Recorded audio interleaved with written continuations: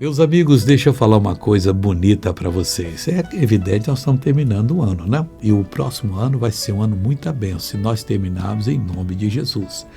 O salmista que escreveu o Salmo 119, no versículo 11, ele mostra o porquê que ele era vitorioso. Ele disse: escondi a tua palavra no meu coração. Não guarda no armário, não. Guarda no seu coração.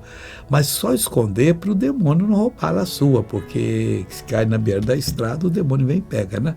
Tira de você e joga fora. Faz você se perder.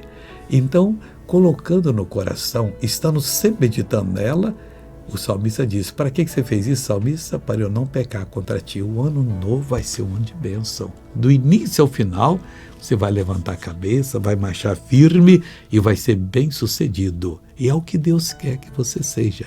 Então, qual é o segredo? Guardar a palavra no coração, usá-la para não pecar contra o Senhor. Veja essa pessoa abençoada, eu já volto. Você estava usando essa bengala há quanto tempo? 5 anos. Por que usava? Eu caí da rede, quebrei a próstata aqui. O fêmur tem uma próstata aqui. Faz 5 anos e agora estou me sentindo bem. Bem, como é que você estava andando com ela antes da oração? Assim? Sem ela não andava. Então põe ela no ombro agora, que Deus já ordenou a sua bênção. Vai. Medo de Jesus, vai, filho de Deus. Vamos orar, Pai. Última oração do ano. Obrigado porque, como orou Samuel, até aqui o Senhor nos ajudou.